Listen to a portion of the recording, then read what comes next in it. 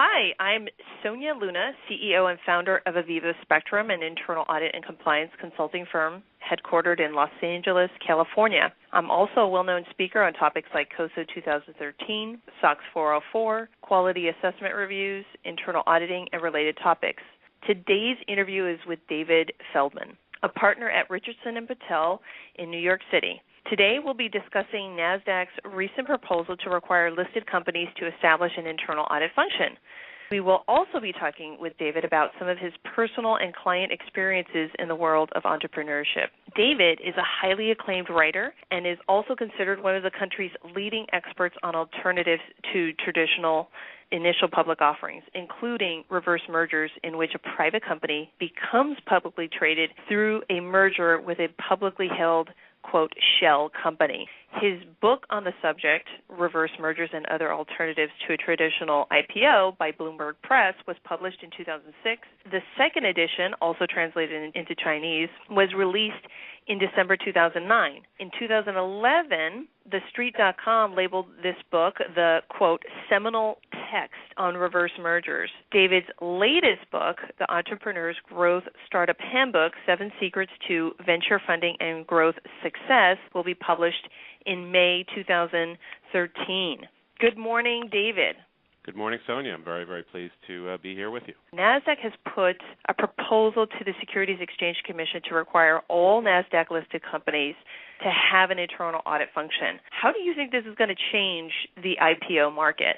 Well, I think, just to briefly walk through kind of the proposal, they want every Nasdaq-listed company to have an internal audit function separate from just management keeping an eye on financial controls and the like. They're going to require individuals to be focusing just on that. However, the proposal does permit these companies to outsource this function, although it will be carefully monitored by the audit committee. I think with respect to the IPO market, it might add a little bit of cost, but probably not in a significant way.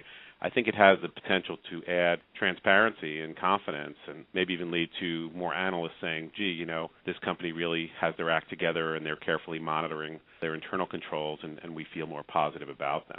What do you think was at the root of this proposal by NASDAQ? Well, according to what they said in their proposal, they felt that it would really be helpful in helping management identify weaknesses in their internal controls and develop appropriate remedial measures, and also to kind of make sure that the management and audit committee receive ongoing information about how the company is managing risk. And finally, I think they wanted to focus on helping management that has to certify personally that their financial controls are adequate, that this internal audit function will assist in feeling more comfortable that certification is appropriate.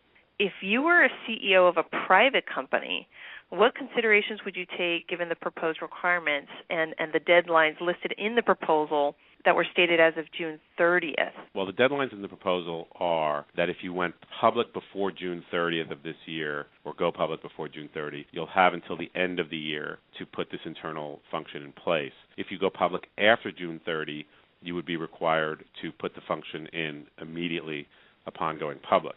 Remember, this is still just a proposal. It has not been approved. There was, frankly, a piece in the Wall Street Journal a few weeks ago that suggested that a lot of the comments to the proposal, frankly, were not positive, and that it is very possible that the rule may be reworked or possibly even withdrawn. But if it goes forward as written, companies would have to get going right away. And I think if I were advising a private company considering going public, I would say start making contact with your outside consultants or potential hires you're going to make sure that you're ready for this if and when it comes. Possibly even consider going ahead and putting this function in place, even if it's not required.